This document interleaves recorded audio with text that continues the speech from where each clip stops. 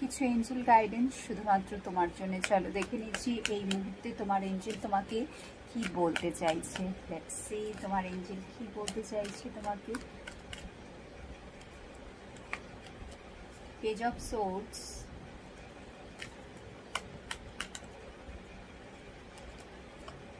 কারণ নজর কিন্তু তোমার উপরে আছে, ঠিক আছে। তুমি এই যে এগোচ্ছ, তুমি যা কিছু প্ল্যানিং করছো, স্পেশালি কোনো যদি বিজনেস প্ল্যানিং করে থাকো বা জব রিলেটেড কিছু, যা কিছু তোমার চলছে, বা ফিউচার প্ল্যানিং, ঠিক আছে, ফিউচারে কি করব, কি মানে কোন পথে এগোবো, কি ডিসিশন নেব, এটা যদি তুমি তোমাকে বলা হচ্ছে সিক্রেসি মেনটেন করে চলতে মেনলি, ঠিক আছে। বিকজ তোমার ভবিষ্যৎ কিন্তু উজ্জ্বল, সে বিষয়ে কোনো সন্দেহ নেই। আগে গিয়ে নিশ্চয়ই ডেফিনেটলি তুমি সাকসেস পাবে, বাট তুমি যদি সবার সাথে আগে থেকেই সব কিছু ডিসকাস করে দাও।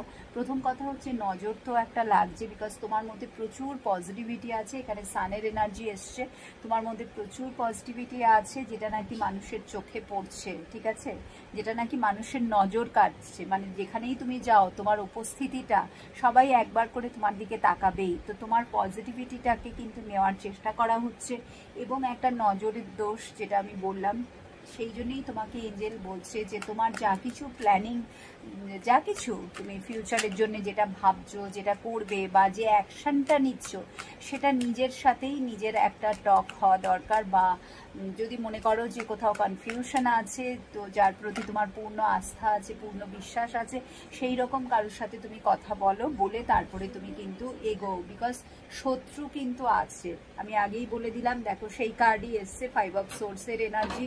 প্রচুর কিন্তু শত্রু আছে তোমার জীবনে, যারা নাকি তোমার এই যে সান, মানে তোমার এই পজিটিভ এনার্জিটাকে কিন্তু নিচ্ছে, এবং তোমার ভালোটা তারা কোনোভাবেই নিতে পারছে না। তুমি এই যে এগিয়ে যাচ্ছ, তোমার জীবনে যা কিছু বাধা আসছে, বাধা তো আমাদের সবার জীবনেই থাকে, এগুলো হচ্ছে বাধা।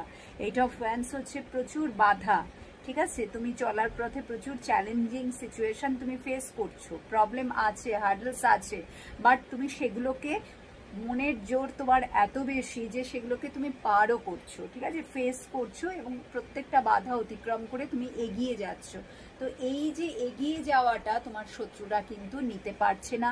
তো এই বিষয়ে এঞ্জেল তোমাকে সাবধান করে দিচ্ছে যে হয়তো তুমি সবার সাথে সব কিছু বলে ফেলো, বা নিজের লোকেদের সাথে খুব বেশি কাছের বন্ধু বান্ধব যাই হোক না কেন, তো সেগুলো একটু যতটা সম্ভব কিন্তু কম করো। বিকজ কারুর না কারুর